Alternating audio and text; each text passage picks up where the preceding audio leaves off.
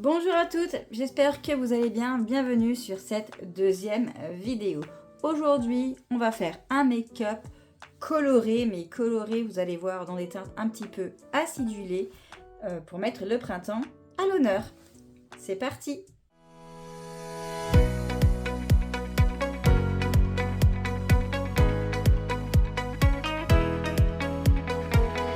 Comme pour tout make-up, je commence par appliquer une base. Alors, petite précision, tous les produits utilisés dans cette vidéo viennent de ma e-boutique.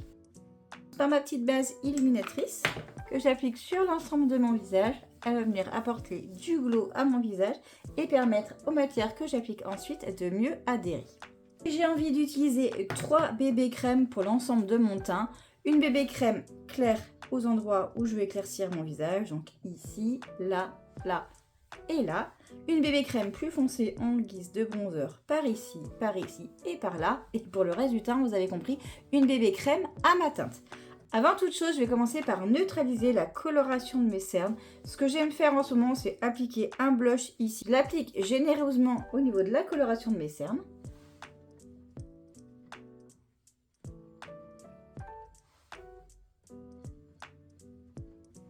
Je vais appliquer mes 3 bébés crèmes. La plus claire en premier. Je vais faire un truc rigolo, vous allez voir. Je vais faire des petits points.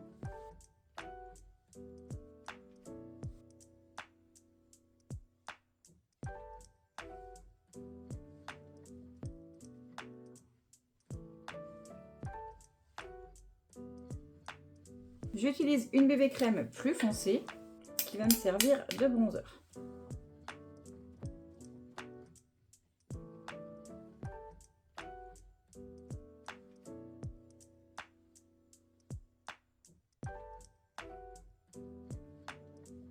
J'utilise la bébé crème à ma teinte.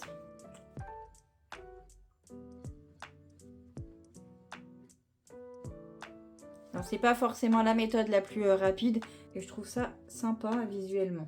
Et après, soit vous tapotez avec un pinceau ou à l'éponge. Je commence par ma plus petite éponge.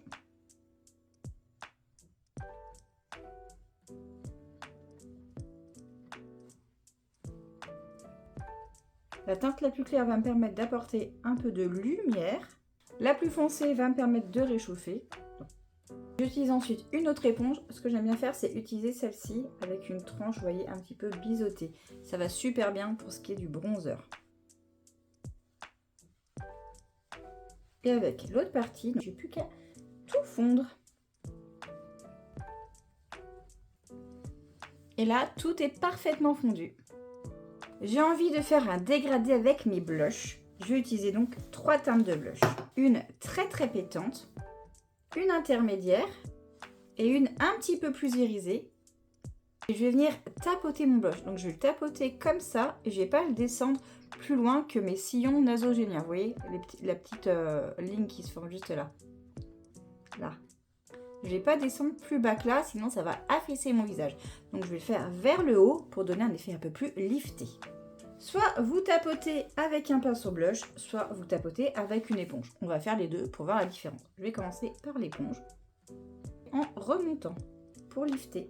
Et je peux très bien remonter jusqu'à la tempe, c'est pas un souci. On peut même remonter le blush jusque sur la paupière si on en a envie. Donc on a un effet bonne mine et un effet lifté. Je fais la même chose avec un pinceau. Après cette étape, on peut poudrer. Soit vous pouvez poudrer votre bronzer avec un autre bronzer en poudre, ou alors vous poudrez directement avec votre poudre fixatrice. C'est comme vous préférez. Là, je vais poudrer avec un bronzer en poudre et un blush en poudre.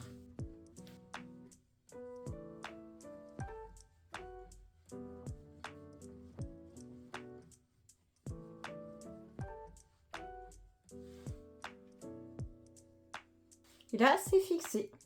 Pour ne pas être confronté à une catastrophe au niveau des sourcils, comme dans ma vidéo précédente, je vais faire ça de manière très simple.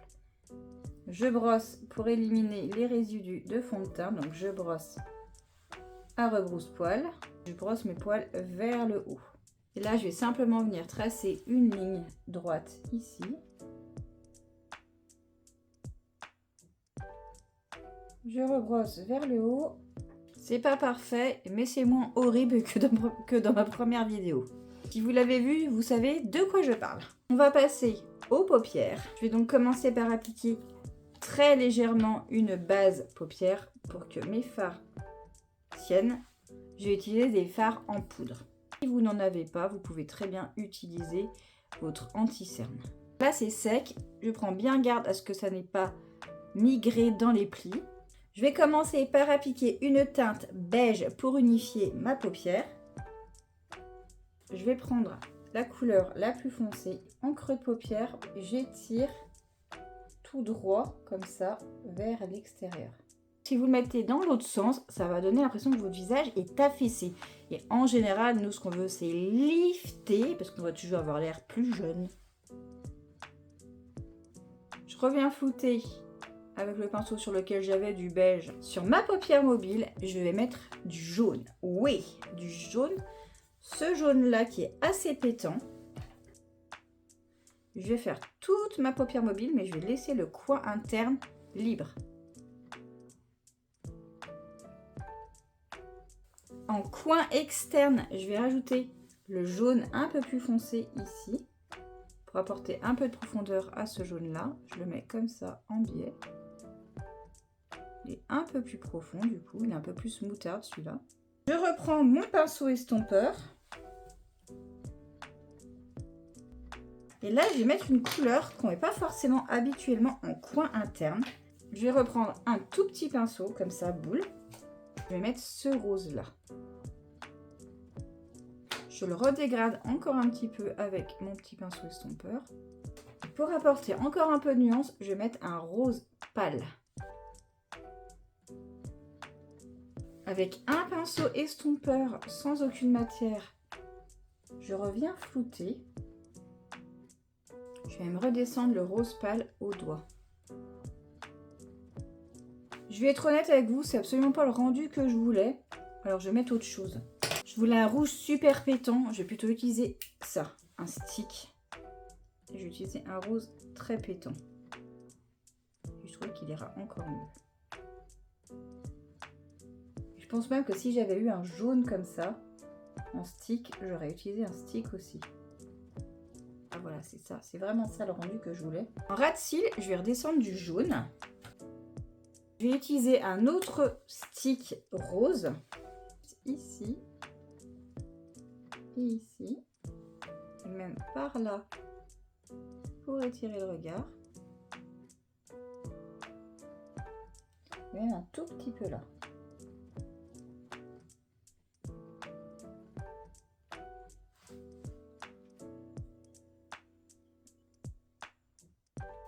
Je vais appliquer un peu de stick marron en muqueuse. Oui, ces sticks sont vraiment géniaux. Ils sont water résistants, donc vous pouvez aussi les mettre en muqueuse. Ça va résister aux larmes. Je vais utiliser le rose en muqueuse juste ici au milieu. Un peu de marron ici.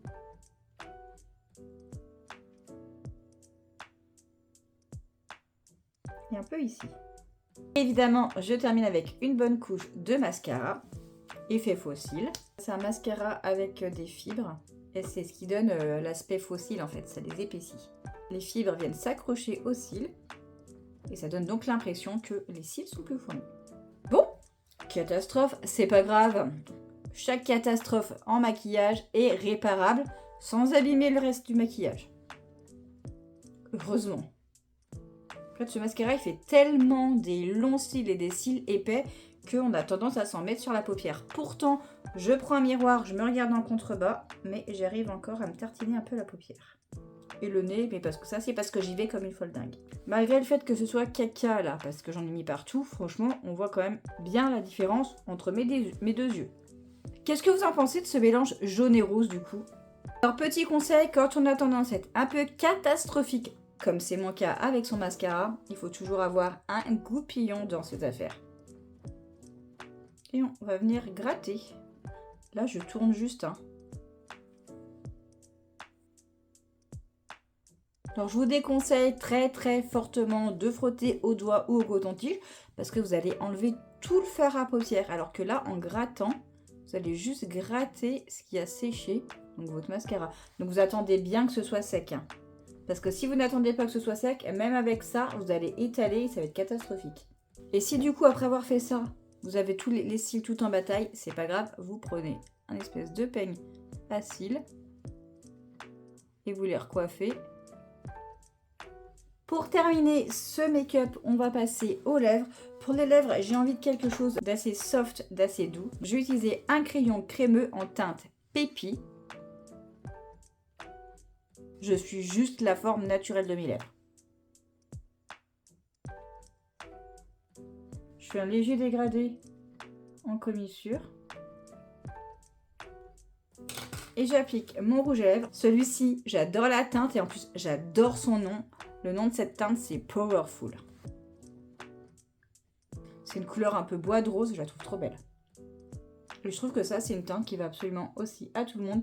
Toutes les carnations. Elle est trop belle, ça, c'est une valeur sûre. J'ai envie d'ajouter un petit peu de, comment dire, profondeur, de lumière. Donc, je vais réutiliser mon stick rose pâle. Vraiment, celui-ci, il me sert à tout. Au niveau de l'arc de Cupidon, je vais le retapoter. Ça apporte un peu de lumière et ça donne l'impression que mes lèvres sont plus pulpeuses. Je préfère faire ça plutôt que overlining, faire un crayon juste ici pour donner l'impression que mes lèvres sont plus grosses. J'aime mieux juste ajouter un tout petit peu de lumière comme ça et je trouve que ça fonctionne très bien. Je peux aussi en ajouter au niveau du bout du nez. C'est pas brillant, c'est mat, mais comme c'est un peu clair, ça apporte de la lumière. Et je peux même en ajouter un peu là.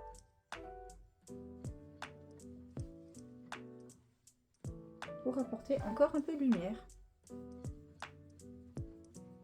Puis je frotte au doigt.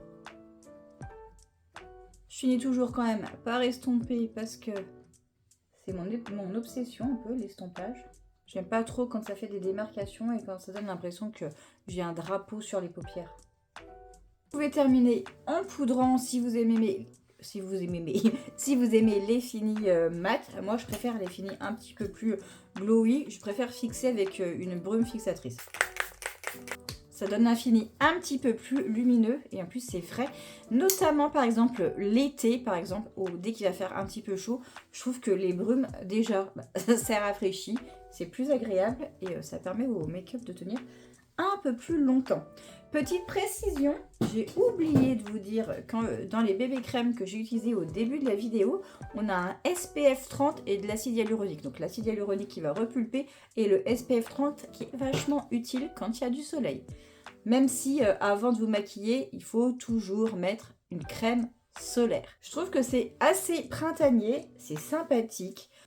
J'espère que cette vidéo vous a plu. N'hésitez pas à liker, à commenter, à partager, à vous abonner. Et je vous dis à très bientôt.